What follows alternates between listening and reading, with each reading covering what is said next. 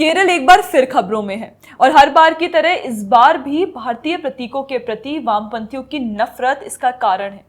हुआ यह है कि केरल के राजभवन में विश्व पर्यावरण दिवस पर एक कार्यक्रम तय था। राज्य की वामपंथी सरकार को भी उसमें शामिल होना था, लेकिन जैसे ही वामपंथी पिनराई विजयन सरकार के कृषि मंत्री और सीपीआई नेता पी प्रसाद ने वहां भारत माता की तस्वीर देखी, वे भड़क गए। उन्होंने इस बात पर विरोध जताया कि भारत माता अपने हाथ में भगवा पताका क्यों पकड़े है। विरोध के तौर पर उन्होंने कार्यक्रम का बहिष्कार भी कर दिया। That the minister wanted that the Bharat Mata Chitra, the photo and that image to be removed from the dais. He wanted to be removed it. Late evening, last day, I got the message. I said we will do everything possible, but we cannot remove Bharat Mata. We cannot remove our Matrubhumi. We cannot keep away. All these are the idols for which we are living. We cannot do away with this. And that was probably the reason why both the ministers have not come here. इसके बाद राजभवन में गोवा दिवस समारोह का कार्यक्रम किया गया, तो उसमें भी भारत माता की वही तस्वीर रखी गई। इसके बाद तो वामपंथी बुरी तरह से भड़क गए। वामपंथियों ने कहना शुरू कर दिया कि ये आरएसएस का एजेंडा है और राज्यपाल आरएसएस की भारत माता की तस्वीर का इस्तेमाल कर रहे हैं। सवाल है कि भारत माता आरएसएस की कैसे हो गई? क्या भारत को वामपंथी अपनी जन्मभूमि नहीं मानते?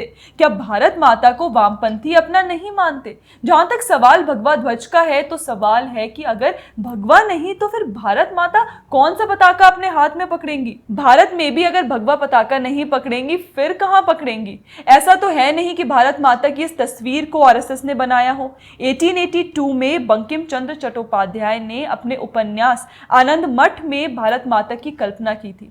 इसके बाद 1905 में जब अंग्रेजों ने बंगाल का विभाजन कर दिया, तब अविनंद्रनाथ टैगोर ने उपन्यास के शब्दों के आधार पर ही भारत माता का पहला चित्र बनाया था, जो आप स्क्रीन पर देख रहे हैं। सवाल यह है कि जिन्हें आज तस्वीर में सिर्फ भगवा ध्वज होने से समस्या है, क्या वे इस तस्वीर को स्वीकार करेंगे? इस तस्वीर में तो भगवा वस्त्र पहने हुए साध्वी जैसी भारत माता को चित्रित किया गया है। हाथ में वेद मंत्र की किताब और रुद्राक्ष की माला है। याद रखिए, भारत माता का यह पहला फोटो था। निश्चित तौर पर कांग्रेसी वामपंथी इस तस्वीर को भी कभी स्वीकार नहीं करेंगे। इसके पीछे कारण यह है कि इन तस्वीरों में सनातन धर्म के प्रतीक दिखाए गए हैं और यही प्रतीक इकोसिस्टम पचा नहीं पाता। अब एक सवाल यह भी उठता है कि क्या इस तस्वीर का इस्तेमाल गैर संवैधानिक है?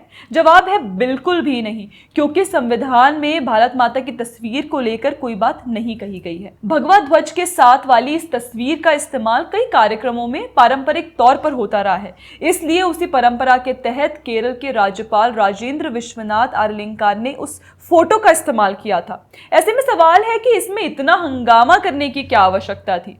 इस विवाद में दो बातें स्पष्ट तौर पर समझ आती हैं। पहली ये कि वामपंथी नेता आज भी भारतीय प्रतीकों से वैसे ही नफरत करते हैं जैसे वे पूर्व में करते रहे हैं।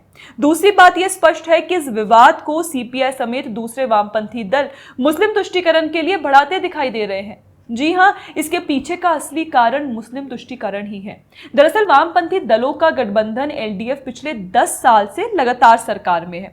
अब 2026 में विधानसभा का चुनाव होना है। ऐसे में कांग्रेस के नेतृत्व वाला यूडीएफ सरकार में आने के लिए हर संभव प्रयास कर रहा है। मुस्लिम तुष्टीकरण इसमें सबसे आगे है।